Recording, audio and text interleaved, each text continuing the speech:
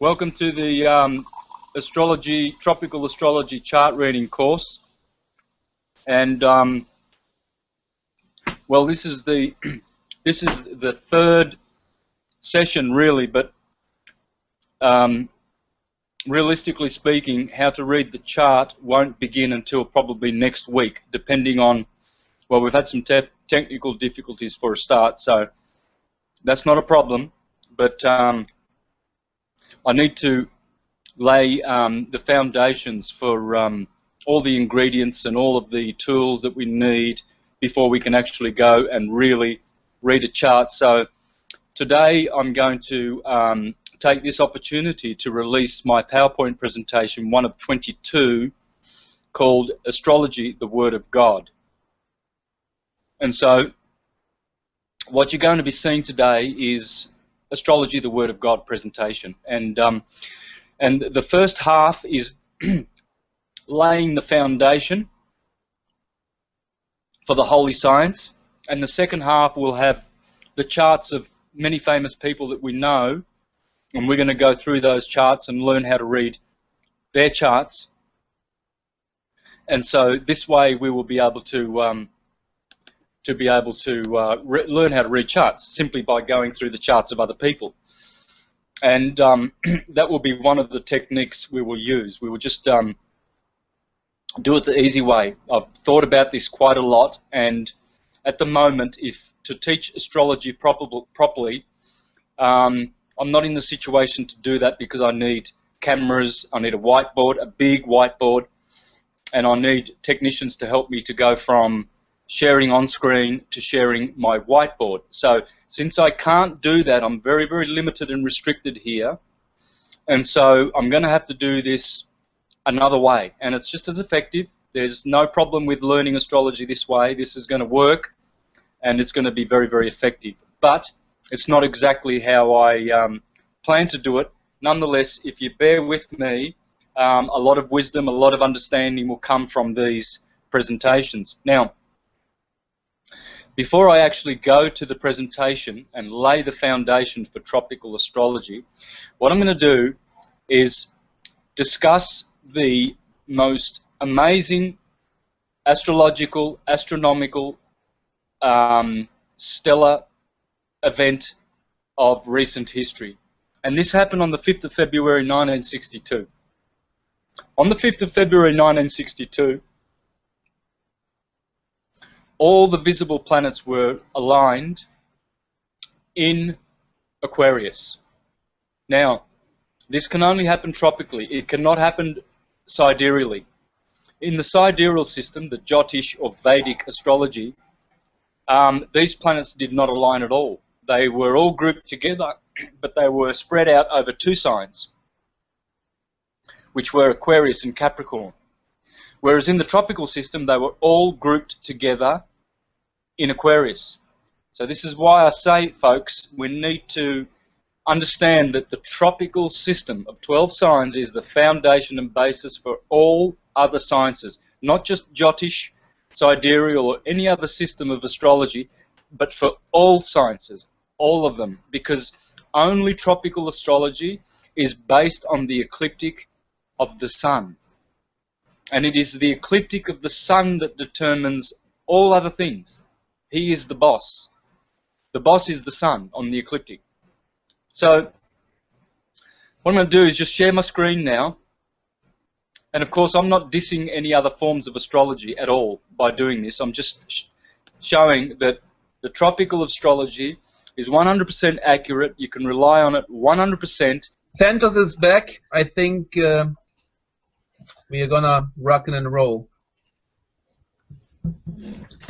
Wow. By the way, we're still live. Welcome back, Santos. Yeah. Thanks, guys. So that was all recorded. Can you edit that? And I don't know. It doesn't matter. It is all recorded. Will it be able to be edited? We will see. But where there's a will, there's a way. So I can edit. I can take that bit out if you get access to it. Yeah. Put an intro into it. All right. So we are live. So, you can continue at your leisure. Thank you. Yep. All right. So what I want to do now is, so we discussed the astrological phenomena that occurred on the 5th of February 1962. What happened was all the visible planets, the 7 visible planets, were all present in one sign in Aquarius. This can only work tropically in the tropical system, okay?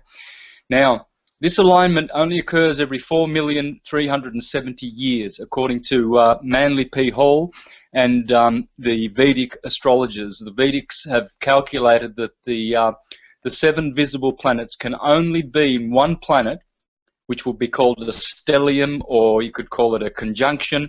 It's a major conjunction, though, of course, once every 4 million years. So this event occurred on the 5th of February 1962, which ushered in the age of Aquarius and the cusp of Pisces and Aquarius.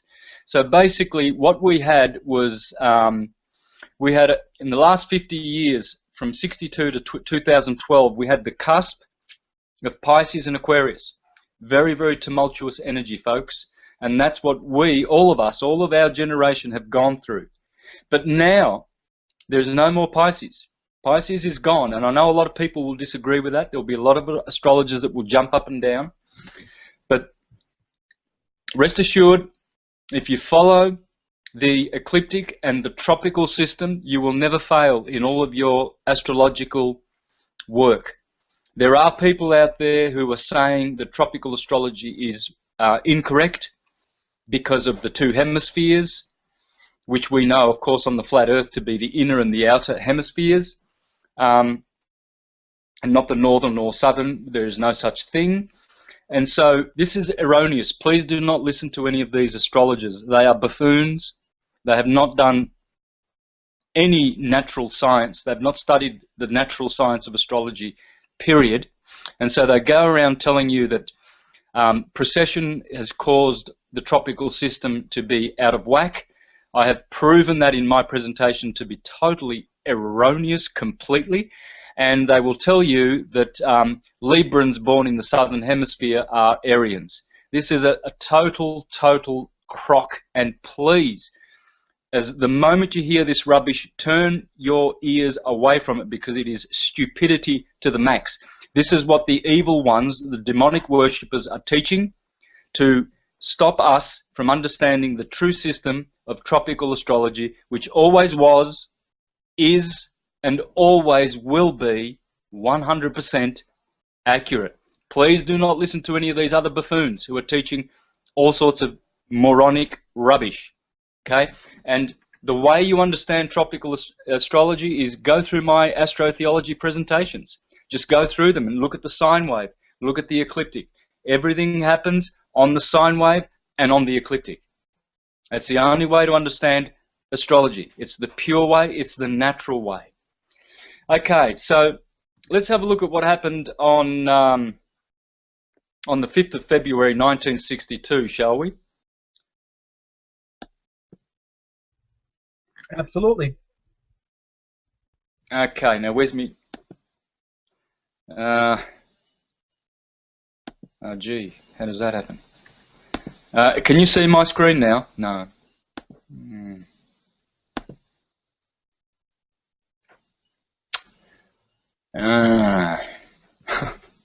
Now I don't get sharing. Bear with me, guys. Well, hang on, I'm going to present to you. Maybe now it works.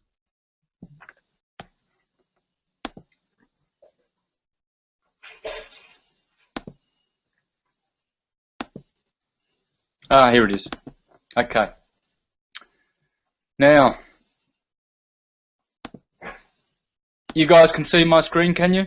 Yes, we can. All right. So what you're seeing there... Oh, hang on. Now it's gone. Oh, you clicked it off.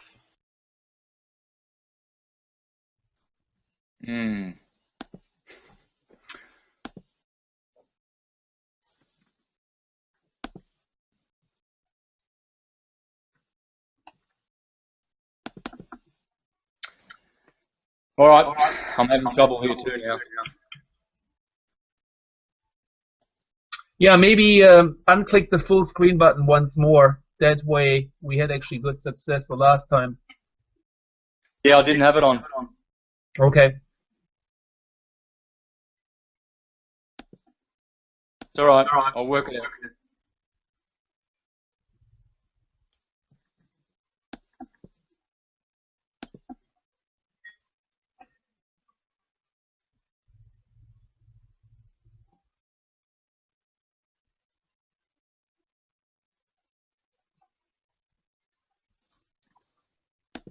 Okay, you can see me now.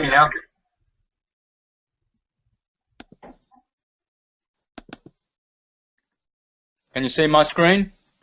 Yes, we can. Great, finally, thank goodness. Oh my God. This has been a very, very hectic morning, guys. I apologize. These are all out of my control, this stuff.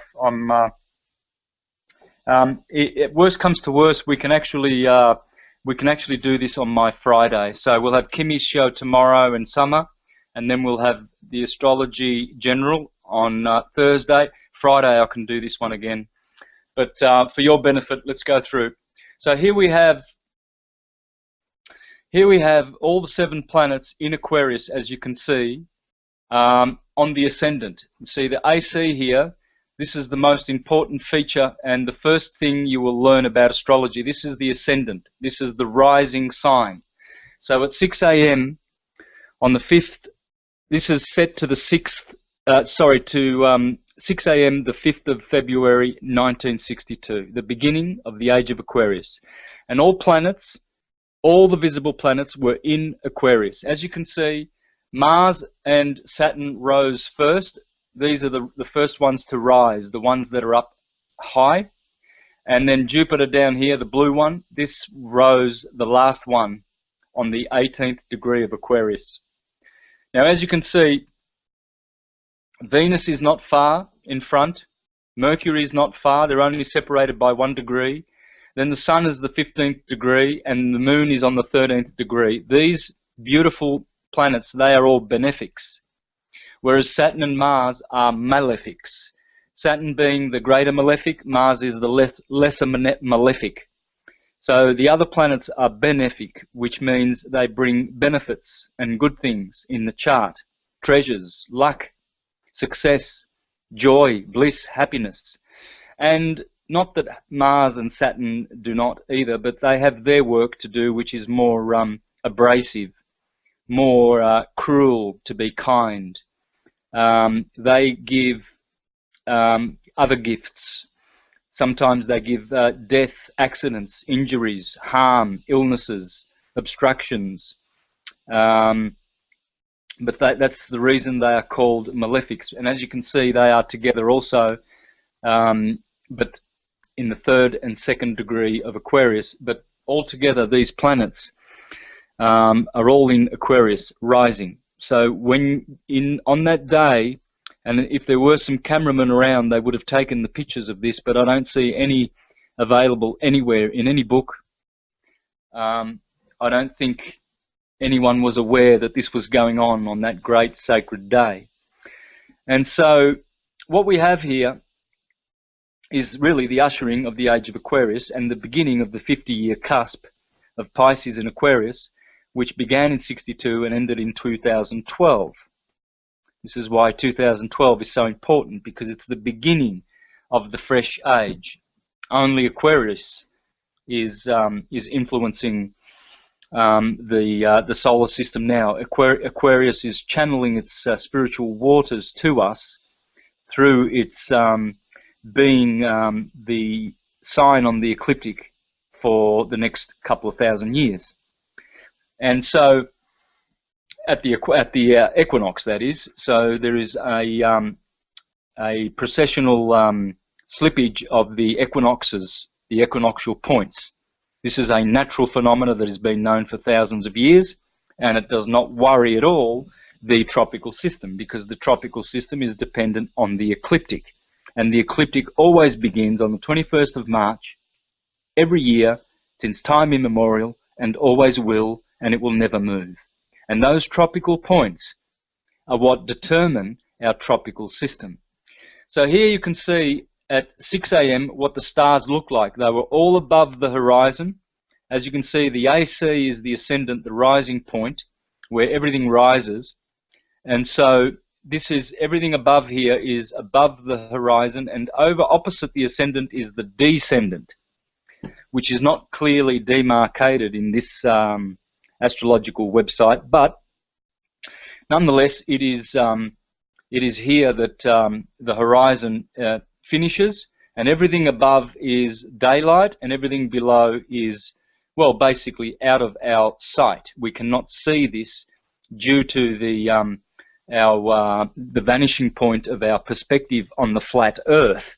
So half of the sky we see always, and virtually the other half we do not see until it turns and comes around into our view. So what we see is everything above the AC and above the DC. So let's have a look at what happened at 5 a.m., shall we? There we have the planets below. 5 of them are below the horizon and were not seen, and only Mars and Saturn had risen at 5 a.m. on the 5th of February 1962. So as you can see, that's 5 a.m. Here is 6 a.m. and here is 7 a.m. Okay, so at 8 o'clock you will see that the planets will have moved another, say, 15 degrees on the ecliptic. Then at 9 o'clock, another 15 degrees. 10 o'clock, another 15 degrees, until midday when it reaches the MC. This is the point at the top here. I hope you can see my cursor. Can someone drop in and let me know whether you can see my cursor? Yep. Great. All right. So now, please notice also that Uranus was opposite Aquarius in Leo, Pluto was in Virgo, and Neptune was in Scorpio. This is very important. These, this astronomical and astrological lineup was one of the most important of recent date. You'll never see anything more powerful than this particular day, folks, the 5th of February, 1962, which ushered in the age of Aquarius. Now, let us proceed with our presentation, shall we? This presentation will be called, and I'm releasing this now due to the fact that I have 22 PowerPoint presentations to release. So this will be called Astrology, the Word of God presentation. And so, oh, by the way, let me just go back to the Aquarius thing I was showing you before. Now you must understand, folks, that the daily motion of the stars around this circle is clockwise, okay? But as you can see, the signs and the houses, see the first house is here, guys, okay? The first house is always here below the ascendant. This is the rising sign. Your okay? screen sharing is not working at present, just so you're aware, Santos. Okay, let's go back. Thank you. Please make sure you pop in and let me know these things so I don't miss any information. Thank you. Okay, can you see that? Yeah, we can. Great. Okay.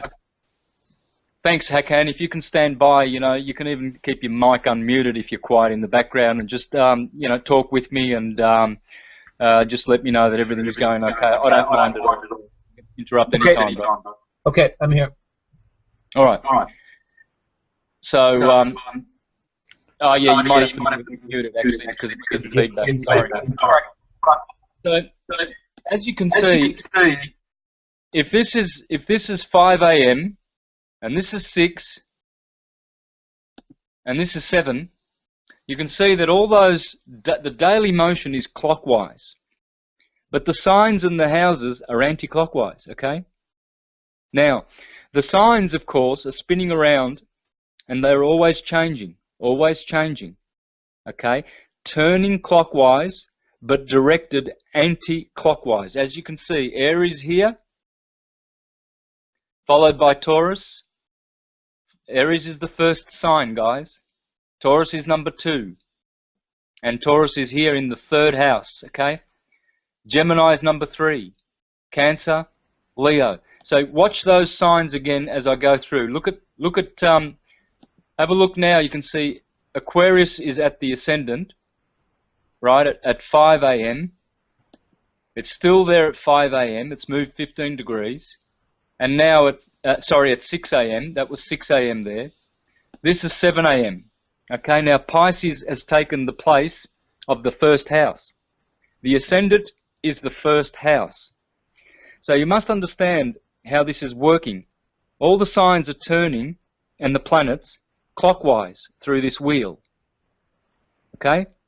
But the signs are oriented anti-clockwise, and so are the houses. Now the houses never move. The signs are always moving. The signs are always traveling through the ecliptic, 15 degrees every hour. They go around. But the houses are always fixed here. So the 1st house is always here. Understand this, please. This is the foundation of astrology. And this house is the 1st house. It deals with you. It defines you more than any other house. It is the most powerful house of astrology. The number 1 house. Okay? Then the 2nd most powerful is number 10 up the top here. The 3rd most is number 7 over here. And the 4th most is the number 4th, the 4th house. Now why? Well, because these are called cardines or angles. And they correspond with what you would call in the sign system the cardinal signs. The cardinal signs are the strongest. The fixed signs, Leo, Taurus, Aquarius, and Scorpio, they are next in strength. And then the mutable signs are the weakest. So, but in the house system, these strong houses are the 1st, number 1, then the 10th, then the 7th, then the 4th. They have 50% of all the power. Most of the power is in there. You want most of your planets to be in those angles or those cardines. Okay? And so you always start your astrological reading here at the 1st house, the rising sign or the ascendant sign. Okay? So for someone who was born at 7 a.m. on the 5th of February 1962, their rising sign is what? Can anyone answer that? It's staring at you right there. Pisces. Excellent. Pisces it is. Okay? Now, someone who was born an hour earlier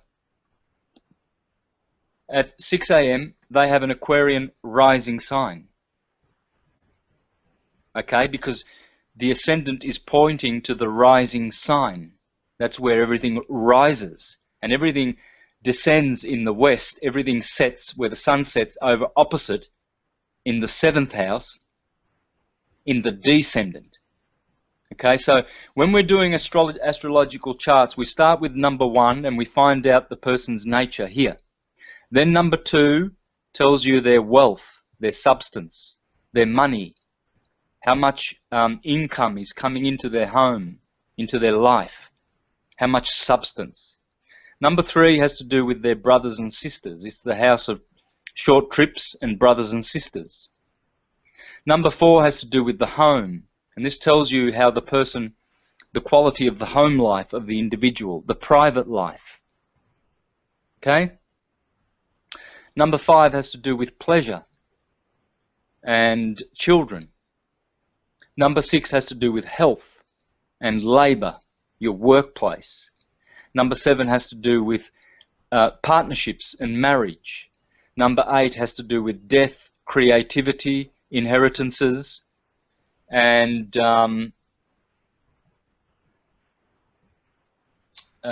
partner's money, your spouse's money, stuff like that.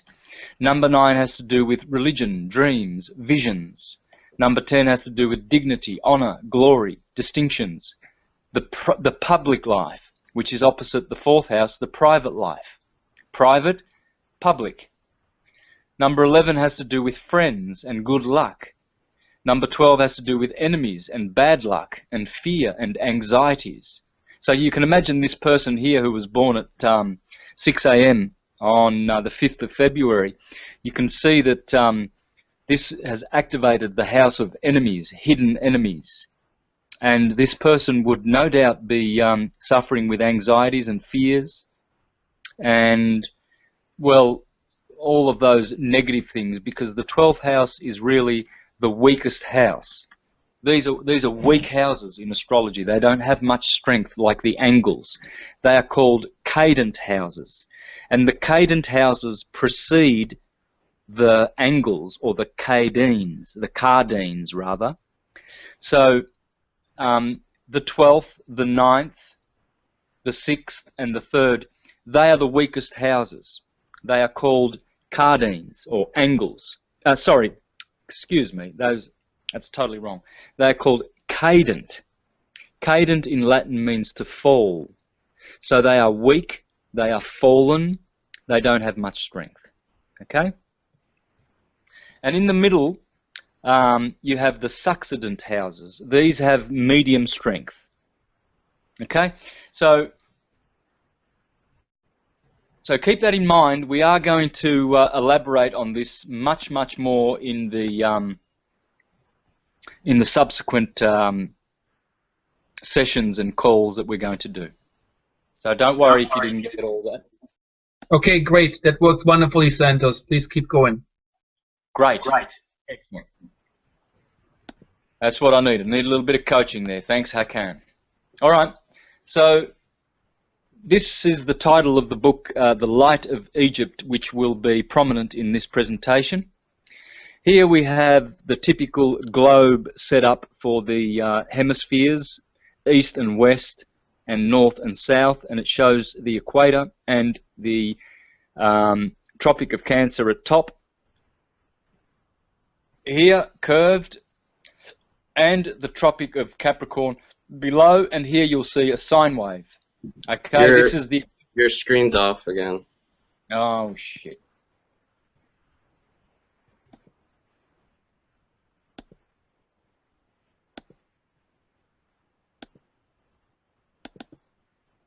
How's that, guys? Yep, That's you're good. good. Great. Now you're gone again? Oh, my God.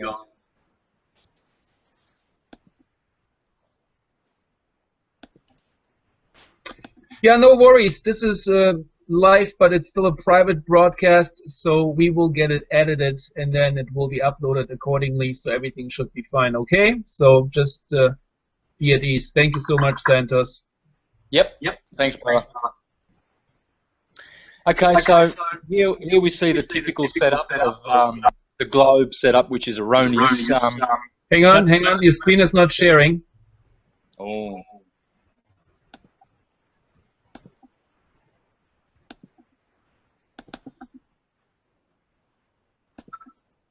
How about now?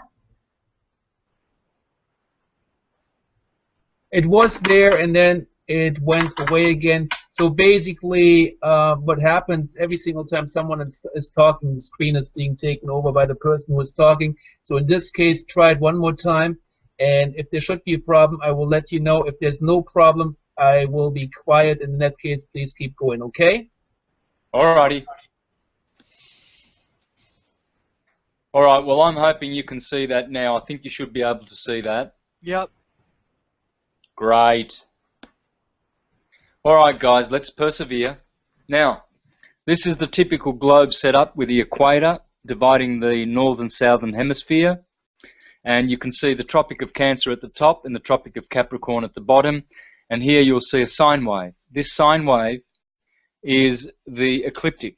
It's the path of the sun and the planets. Only the sun stays directly on the ecliptic. It cannot declination. It does not suffer declination. The other planets do. The sun is always right ascending. R-A, right ascending. Right ascension of meridian spells Ram. The sun is the Ram, Sri Rama, in the sky. It's always Krishna, it's always Rama, Jesus, Hercules. All the heroes are the sun on the ecliptic. And the 12 signs are the 12 disciples. And so, or the 12 apostles. And so this is where we get our astrological influences from, folks. This is the primary force and influence of astrology, the ecliptic. Again, here is another planet, another globe setup. Of course, it is erroneous because we know in this group that the Earth is a planet, a flat plane, and the stars turn above us and we are stationary. The Earth does not move. It never has moved. It is stable, firm, and fixed, non-rotating, stationary. And so this describes how all the planets move over our head. Again, here is another one. You will see there is the Tropic of Cancer. The equator is in the middle here. There is the equator, and here is the Tropic of Capricorn. And of course, here is the ecliptic. Okay? Same difference. Here it is on a flat globe. This is the proper way it should be. You can see the Tropic of Cancer is the inner circle. Then the equator is in between it and the Tropic of Capricorn, the outer circle. And this is accurate. And you can see the analemma above here. And this is the ecliptic. The ecliptic is the analemma. Okay, this is the best way to describe the path of the sun, folks. Here we have the ancient Babylonian system. There you can see all of the signs. Here we have Scorpio. Here we have Sagittarius, the arrow. Capricorn, the fish goat. Aquarius, the man. Pisces, the fish. Aries, the ram. Taurus, the bull. Gemini, the two twins. Here is Cancer, the crab. Leo, the lion. Virgo, Libra. Here again we have these beautiful astrological emblems of the sky. This is the gospel in the stars, folks. It never fails. Here again we have some esoteric renderings of the man and the yearly cycle and all of the signs placed onto the man. Adam Kadmon, which we are all models of. We are all Adam Kadmons. And here we go, we see some Egyptian cosmology. Here is Aries, it's called Asar. Here is Hether, who is Taurus. Jehuti, Gemini. Nebet Het, Cancer. Heru, of course, that's Horus, hero. Hari Krishna, the sun. Because Leo is where the sun is domiciled, and that's Heru, guys. Geb is Virgo.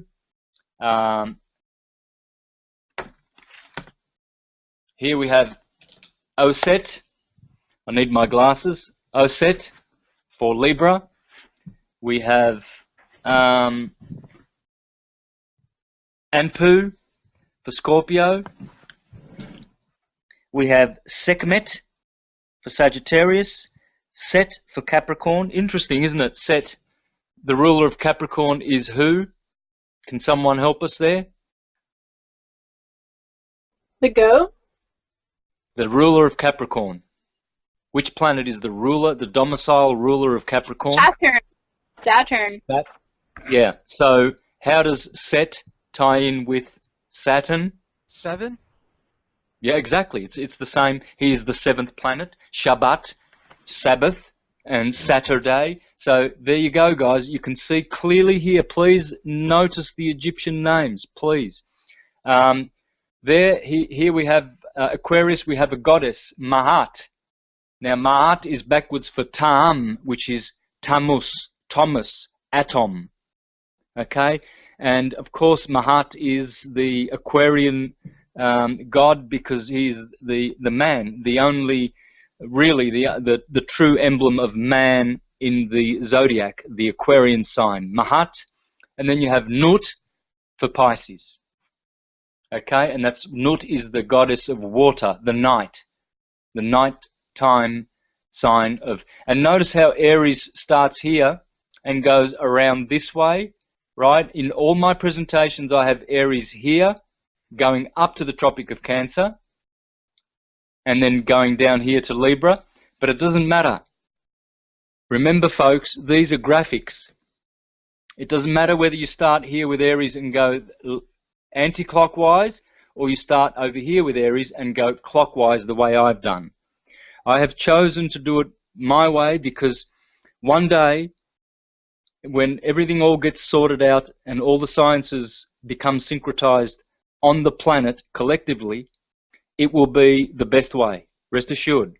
You can follow my presentations even though they are heliocentric based, and they are all 100% reliable, all the information, apart from the details of heliocentricity. Please, all you have to do is change your perspective to geocentrism, and all of my presentations are 100% valid, correct, and reliable. Here again we have... Thank you. Go. My pleasure, brother.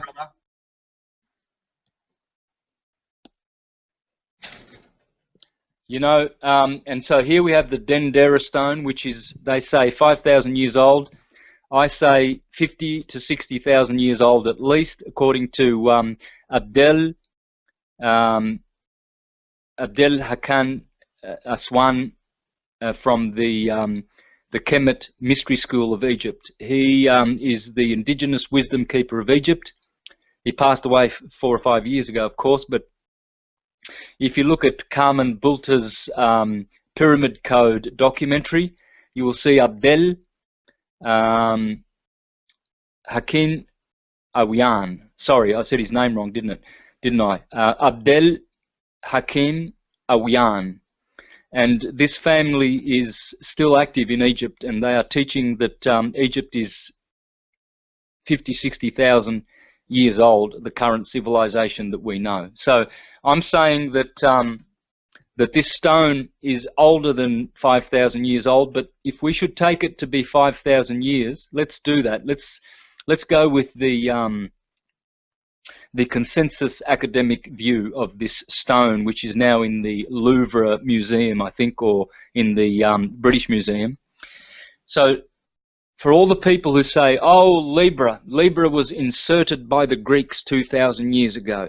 Well, you see, this is the sort of information that I love to smash out of the water as erroneous with my work, brothers and sisters. My work will deflate and destroy all the moronic idiots who know nothing about anything and sit on their soapboxes and spew and vomit forth their idiot, stupid, demonic teachings. Here we can see clearly, if you'll pay attention, you will see here the scales of Libra. Can you see here where my cursor is, guys? Yes. Yeah. What is that?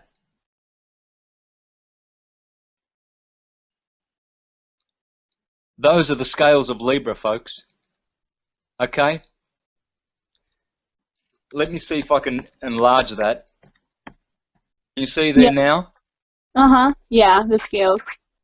Great. Okay, now, so what were they doing here 60,000 years ago if the Greeks inserted the scales of Libra 2,000 years ago? You see, this is the sort of shit that these idiots, these academicians from academia would love to do to make you disheartened and think, oh, this science is not founded on anything ancient, it's new, it's you know, it's inaccurate, there's so many different schools, it's all over. It's not. It's set in stone, guys. As you can see here, there is Leo. Over here you see Pisces. And all the signs are here, folks. They're all here. Let's go through them. Okay, I'll need my glasses. So, there is Pisces, but we want to start with Aries, where everything begins. Learn to start at Aries. Learn to start everything at the #1 sign. Aries. Aries. So does that imply that the actual year is starting at on March 21st every year? Absolutely, 100%. Every year begins on the 21st of March. And then, of course, what you're supposed to do is wait 3 days till the 24th of March, my birthday, which is the original last day of the year, and the 25th of March, which is Ladies' Day, Conception Day, when Gabrielle conceives, tells Mary the Virgin that she's going to conceive a new son, of course, because if the son is conceived on the 25th of March, well, it must be born on the 25th of December, mustn't it? Okay? So here you're going to understand the ecliptic, you're going to understand true transcendental theological science, guys. You won't get many astrologers that will be able to syncretize theology with astrology, okay? So you are the very lucky ones, folks. Just please take notes, and every little bit of information will add to your intelligence and your mind and your understanding of the universe, because this is how you can understand natural science, through which you will understand transcendental science. Okay? So we start with Aries, and here we have the Ram. Now, my eyes are a little bit deficient. Here is the Ram. Here is the Bull, Taurus. The twins. Let's have a look at the twins. There's the twins, I think. Twins, Cancer, the crab. We're looking for a scarab, actually.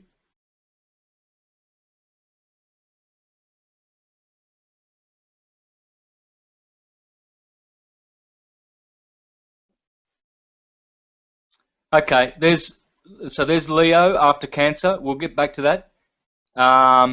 Virgo, the Virgin. Should be here. There's Libra above the Lion. Take note. That's clear as day. The Virgin, I believe, is Okay. Well, here's Sagittarius. You can see here. Can you see that arrow there? Now, these are thousands of years old, guys. This is not yesterday. Yes, Santos, we can see it. Wonderfully, wonderfully. Keep going, please. It's great. Yep. Here's Capricorn, the fish goat. Okay. And here is Aquarius, and here is Pisces. All right. So what I'm offering here now is this reading. I will leave here for you.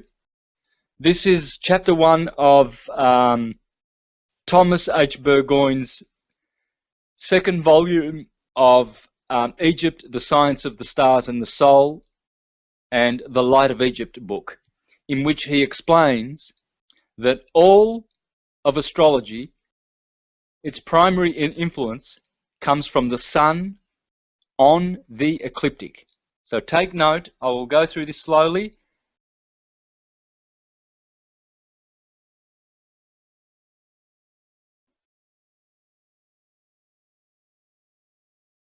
There it is. Here is the next page.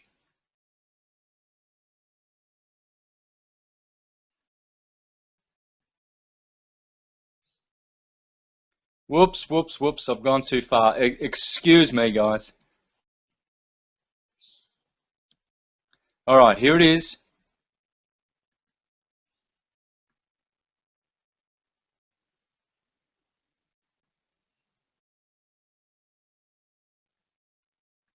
Oh my God, this is so tedious. It's very hard to do this.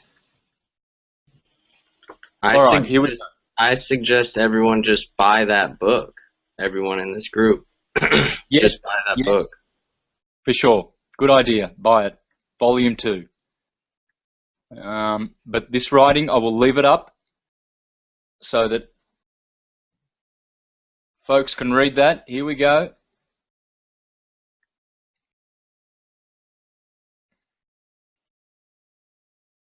All right, so there.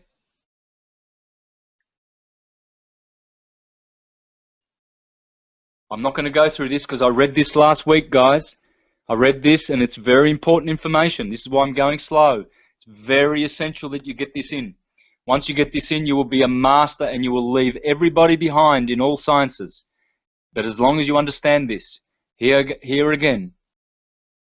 Okay, so there we have the sun. We can see here the springtime over at the left here. Spring, summer, and then of course the sun is low in the winter.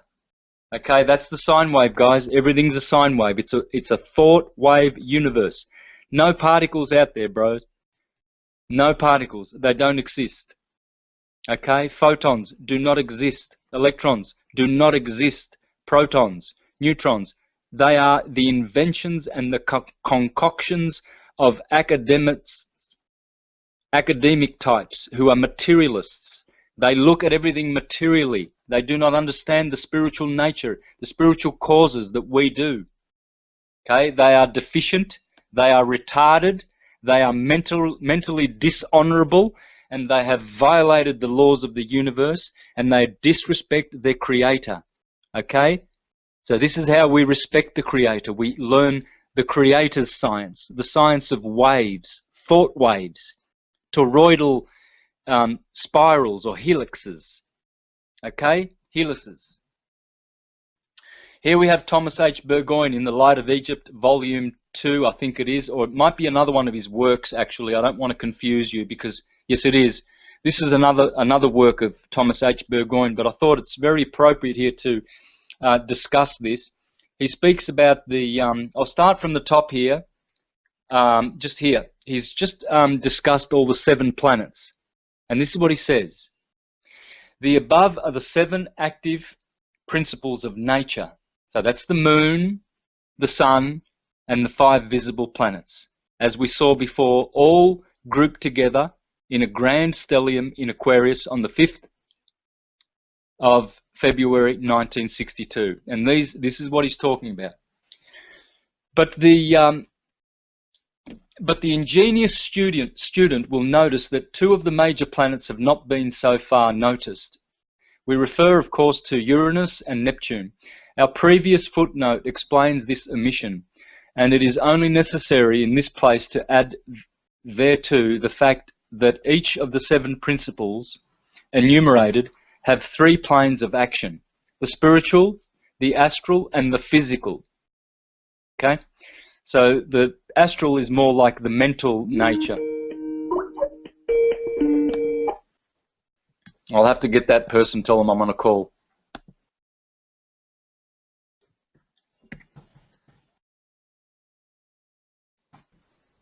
I've just grabbed the Light of Egypt Volume 2 on PDF after the call. I'll send it out to everyone if you want through Skype. Guys, the most beautiful book or books are those 2 volumes, Thomas H. Burgoyne. Wonderful. Yeah, I just ordered a hard copy, but a PDF is always good. I love PDF for quick searches. Great. Thank you so much.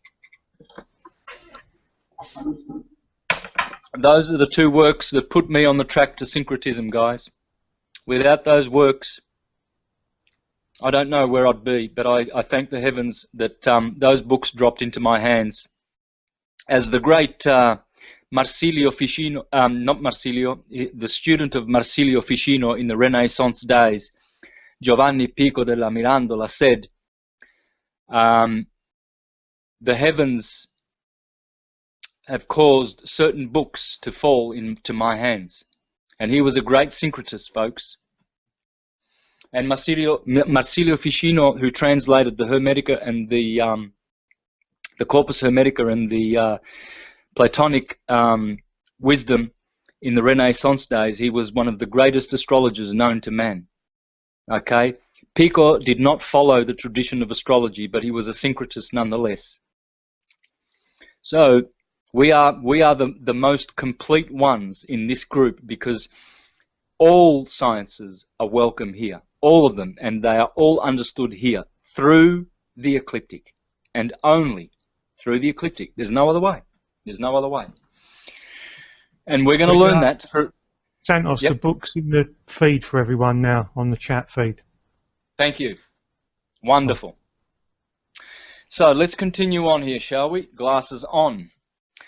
After the 7 notes of the magnetic gamut have been sounded, the next note must be upon a higher octave and form a repetition of the first. That means that Neptune, Pluto, and Uranus are on a higher octave, and they denote higher spiritual themes in the chart of the native. Okay, but the seven visible planets, you got to stick with those guys. Those are the ones that indicate all things in your life, and Rahu and Ketu, the north node and the south node. Okay, so those 9 in my work, they will feature prominently.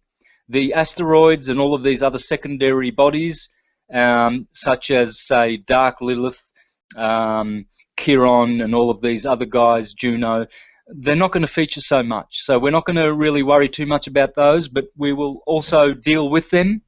But we're going to learn the ancient science of the 7. Okay? We're going to focus on those. That's the most important part. So the next note must be upon a higher octave and form a repetition of the first. The first scale being known and its effects understood, it is not necessary for the occult initiate of these astral powers to wait for the years of observation necessary to others in order to tabulate a newly discovered planet. By the laws of correspondences, we know at once that the planet's action upon the human organism, what that planet's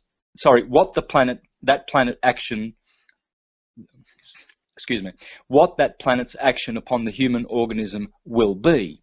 There is still another planet more remote from our Sun than Neptune, but its action on our organism at present is nil, because the present races have not yet attained to that special state of spiritual and mental development that will admit of its influence becoming manifest. Now take note, guys, he wrote this in 1881. Pluto was not discovered, right? And yet he said clearly that there is another planet undiscovered beyond Uranus and Neptune which has influence over us. Why does he know that? Well, because he's an esoteric scientist. And as you've learnt from me, there are 7 concentric heavens and plus 3, which make 10. And that's the 10 Sephiroth of Kabbalah that surround our solar system. Okay?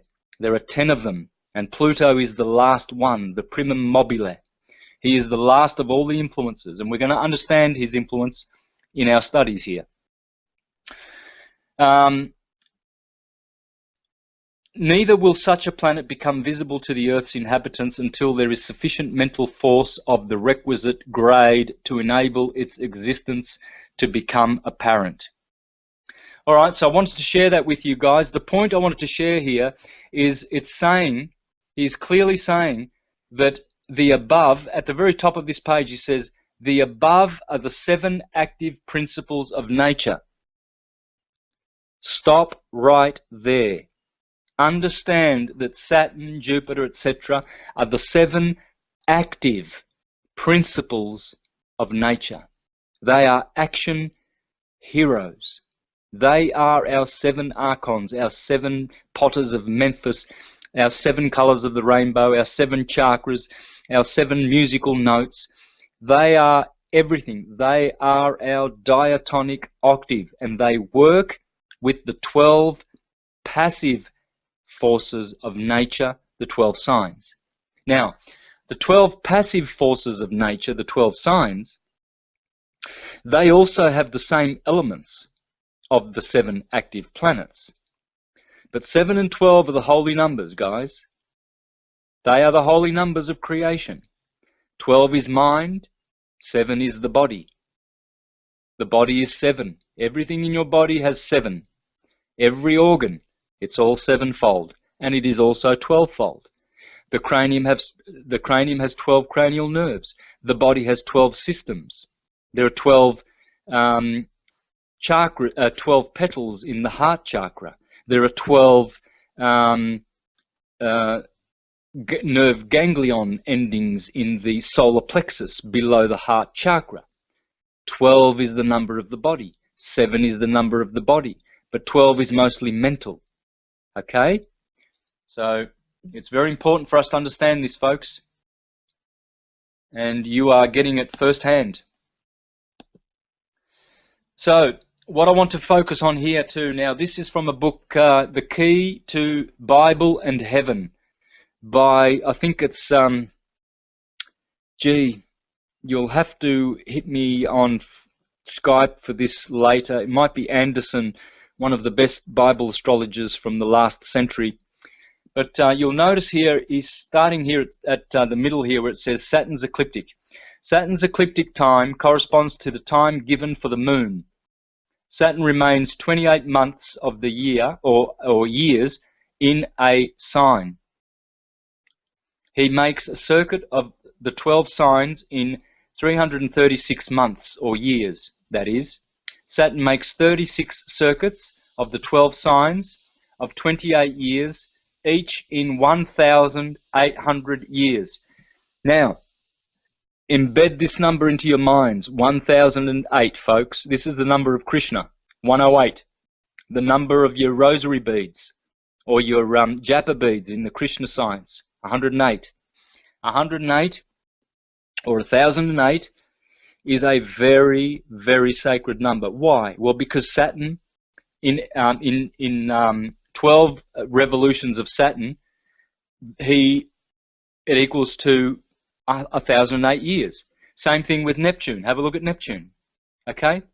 Same thing with Uranus. See, it says Uranus remains 7 years in a sign, making the circuit of the 12 signs in 84 years, and 12 revolutions of 84 years each equals 1008 years.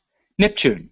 Neptune remains 14 years in a sign, double Uranus. Well, in which case, just halve the revolutions, 6 revolutions. He does 6 revolutions in 1008 years.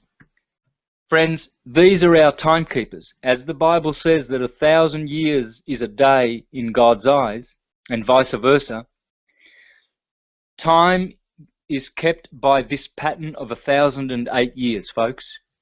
Once you understand this key secret in astrology, you're flying. Don't forget this, please. All right, now for the next 15 minutes, because I'll have to chop this short at the top of the hour, guys. I've got another radio show to go to. Unfortunately, we've had technical difficulties. So part 2 of the introduction to chart reading next week. I will finish this presentation, and then we're going to get right into reading charts. Okay? So please, bear with me.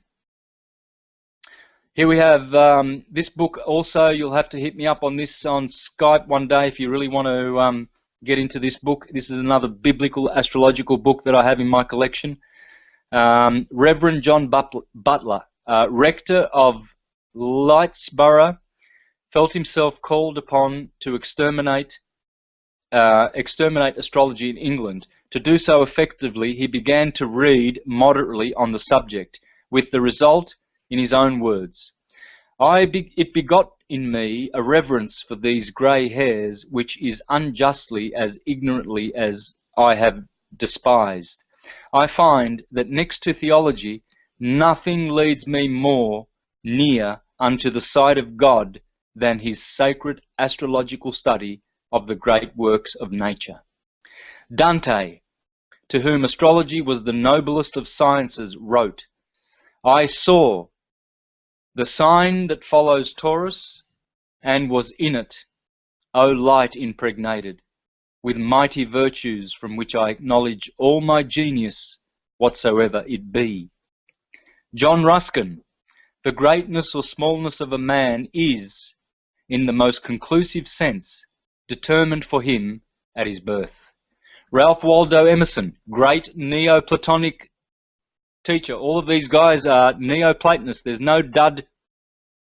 Oh, there's a couple of duds. Kepler's in here, but I mean, even the duds, the materialist scientists, have to acknowledge astrology, folks. You look at J.P. Morgan, what he said. He's a dud, a criminal, and he said that billionaires only follow astrology, not millionaires. They're too stupid. Okay, so Ralph Waldo Emerson, astrology is astronomy brought to earth and applied to the affairs of men. Tycho Brahe, he was the original teacher of geocentrism, and the following guy, Johannes Kepler, was the idiot who followed Copernican globe theory. Morons. Jesuits. Tycho Brahe was a hero. When he discovered the first nova, erected an astrological figure for the moment from which he correctly predicted a conquering invader from out of the north, Gustavus Adolphus, and the 30 Years' War that ensued, he said, "The stars rule the lot of man."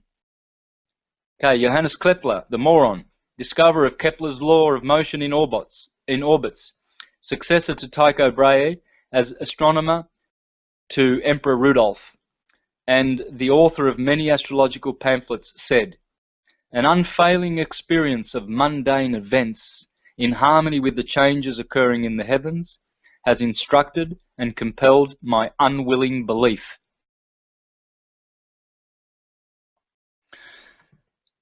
Sir Isaac Newton, entering Cambridge, was asked what he desired to study. He replied, "Mathematics, because I wish to test judicial astrology."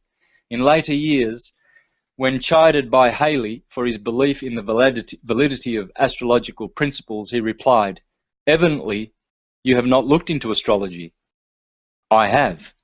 So, folks, always reply with these words when someone says, blah, blah, blah, blah, blah, astrology, blah, blah, blah. I'm a dunce and I know that it's from the devil and it's a pseudoscience. Yeah, because you're a dunce, and as Newton said, evidently you haven't looked into it. I have. So, time to silence the dunces, folks. Do it nicely, please. Don't do it like I do.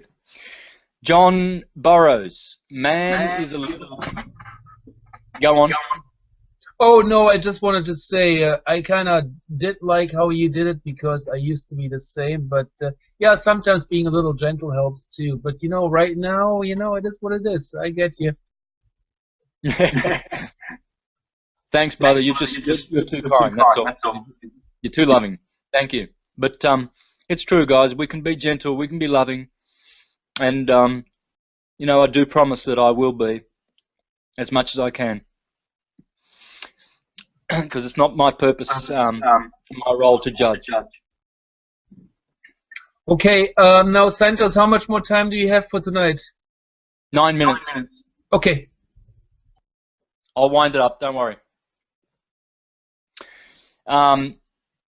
Radio. So, John Burroughs. Man is a little piece of earth with a little piece of sky over him, and all the laws of this outward earth and sky are repeated in him on a larger scale.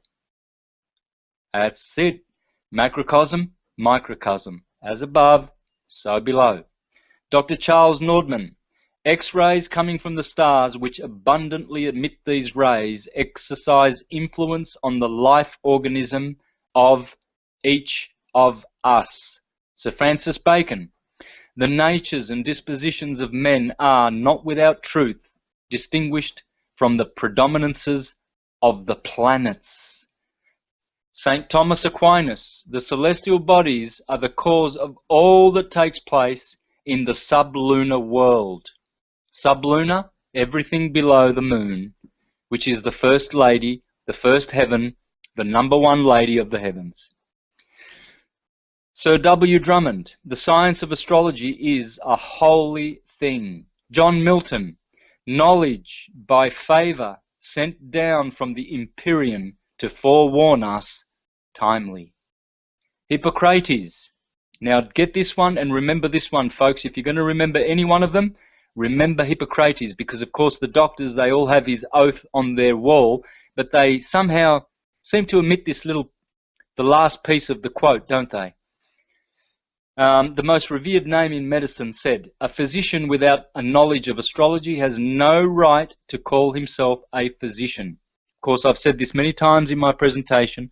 Doctors are killing people. They're murdering people on the operating table in operating theatres all around the world because they do heart operations, open heart surgery, when the moon is in Leo.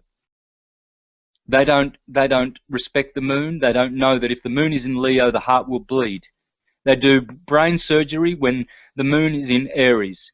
Why would you do that? You're going to bleed to death. They do lung surgery when the moon is in Gemini. They do liver surgery when the moon is in Sagittarius. Kidney surgery when the moon is in Libra. Why would you do that? Why would you deliberately murder something by not acknowledging what Hippocrates said, that you cannot be called a physician if you do not honor and respect the stars? Okay, they're morons, they're killers, they're murderers. Benjamin Franklin, who selected a date for Washington's inauguration by means of an astrological election in his 1733 Poor Richard's Almanac, named after an astrologer physician who in oh shit, I've lost that book, or have I? Oh, here it is. So that's got to go there. Okay. All right, I think we might finish with this book here, guys. These quotes here. So we were talking about who? What's his name? Oh, Ben Franklin. Okay, interesting dude, Ben. He said, by my calculations on October 17th, at the instant of the conjunction of Sun and Mercury. Okay, forget about that one. That's useless. I don't even understand it myself. Theodore Roosevelt, Teddy boy, in the late 1800s, speaking of his horoscope, said, I always keep my weather eye on the opposition of my 7th house moon to my 1st house Mars. He was 10 years old when his first horoscope was drawn for him by the father of Li Hung Chang. In an article on Roosevelt and astroscience, Dudley Clark relates that Colonel Roosevelt had his horoscope mounted on a chessboard which always stood on a table in his room in the White House. Mark Twain, another hero. I was born with Halley's Comet, and I expect to die upon its return. And he did. Goethe wrote an astrological description of his delayed birth, to which he added, these auspicious aspects, which the astrologers subsequently interpreted for me, may have been the causes of my preservation. Shakespeare, in his many allusions to astrology, evinced a deep interest in the thorough knowledge of the science. Speaking in the words of King Lear, he says, the stars above govern our conditions. Another character is made to remark, I was born, sir, when the crab was ascending. All my affairs go backwards. All right, folks. Oh, sure. There it is. Okay, wonderful. Absolutely, absolutely wonderful. That is just amazing, especially the whole surgical aspect at the end. I was flabbergasted. Not that I think that most surgeries are really needed if a person has actually a proper lifestyle in check, but this was truly, truly astounding. Could you please repeat very quickly when exactly, when the moon is where? Great. Okay. Well, when the moon, you're talking about the birth of the Christ. Is that right? I'm talking about the aspect when these doctors should not do surgeries. When was it again? I didn't fully understand. Okay, well, when the moon is in that particular part of the body. So, for instance, when the moon is in Leo, just might want to mute it. When the moon is in Leo, that's the heart. It's no good doing heart surgery when the moon is in Leo. Because okay, thank you. I got it. Thank you. That applies to the whole zodiac. So if it's in Taurus, you don't do surgery in the throat, or Gemini, you don't touch the lungs, and that's Aries, the brain. So exactly. two and a bit days. Yeah, every time the moon's in transit. Also, there's a psycho seed that's born, isn't there? And you're supposed to nurture it. Yeah, we're going to get into that in our subsequent shows, guys. I'm going to really elaborate on that. Yeah. Okay, guys, I'm gonna stop the broadcast. Thank you very much, Santos. That was, as usual, absolutely amazing. Lots of new stuff. I understand you need to go, so go, and we'll touch base very soon. And hopefully this video will be edited tomorrow. I think Paul will be doing it. So thank you again. Thank you so much. My pleasure, folks.